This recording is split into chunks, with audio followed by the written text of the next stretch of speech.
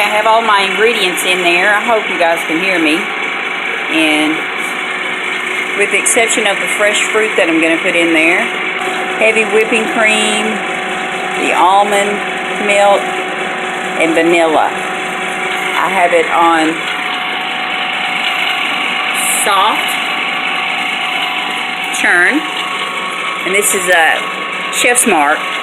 You can use most any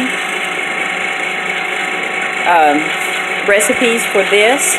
I put the mashed fruit in, which I'm using blueberries, with a tablespoon of sweetener to get those juices flowing and sweeten it up a little bit.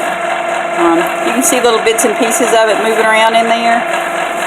I'm hoping it has a little swirl look to it when it gets finished.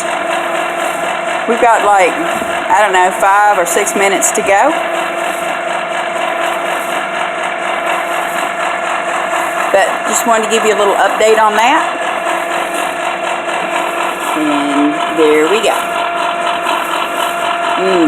It's starting to look really good, huh? Look at all the blueberry running around through there. Doesn't that just look delicious? Tom's going to be so surprised when he comes home.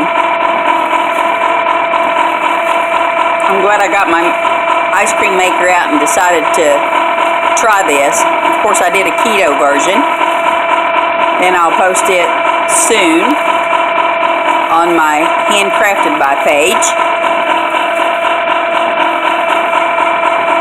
Yum.